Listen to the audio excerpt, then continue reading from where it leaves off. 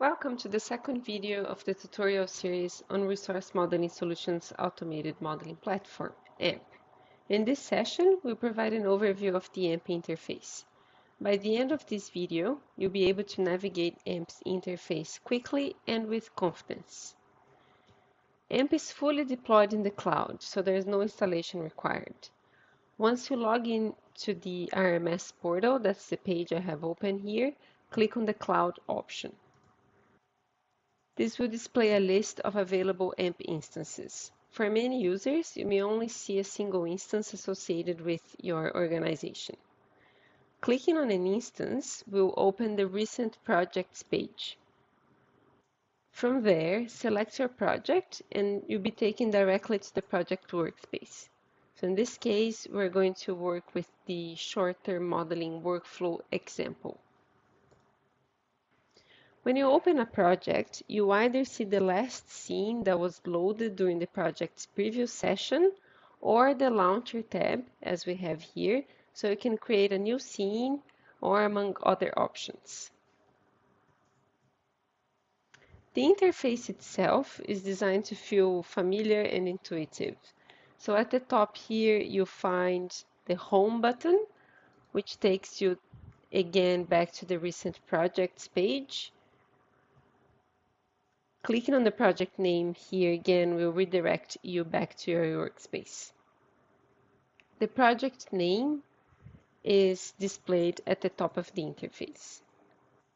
On the left-hand side pane, over here, you'll find some general project controls. We have the resources, the tasks, global parameters for the project, variable parameters for each variable part of the project, some workflows, and also an option to share the project with someone from your team or with any email address you want to share.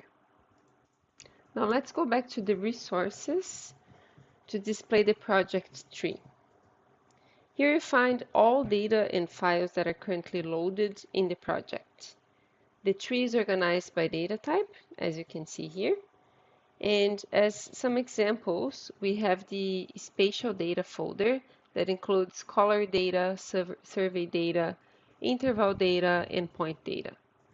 We also have the models folder that includes any grids or block models, and that includes also subgrids and subblocked block models. Under the scripts folder, you see Jupyter notebooks, such as RMSP workflows.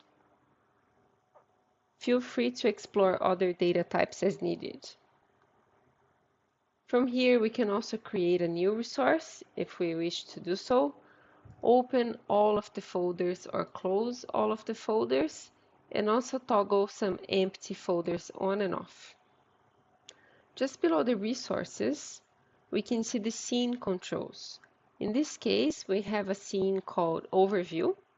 We can either click on View Scene at the far right-hand side, or we can double-click on top of the overview to visualize the scene. This opens the scene in the 3D Scene Viewer. The 3D scene, as you can see, is located right in the center and allows you to rotate objects and adjust the view using keyboard hotkeys. You will find a few key visualization buttons on the far right side of the screen, including a list of the hotkeys available for quick reference. Under the scene controls, you can inspect all resources that are part of the scene and show or hide each one individually.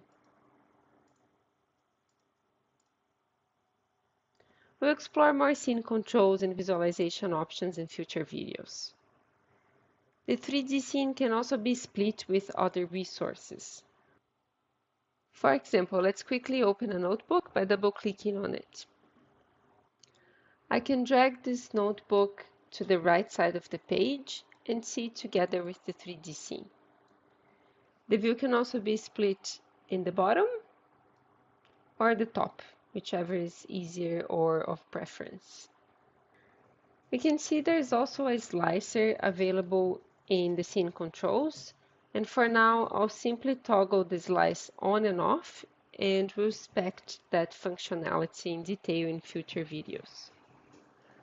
So I can show or hide my slicer option here. I can also step through some of these slices. In the next video, we'll discuss the concepts of regions and projects and how the permissions and access structure works in AMP. Thank you for joining us in this session to go over AMP's interface. Now it's our turn to practice the learning from this session with our own data and projects. Don't forget to contact us at our support if any questions still remain.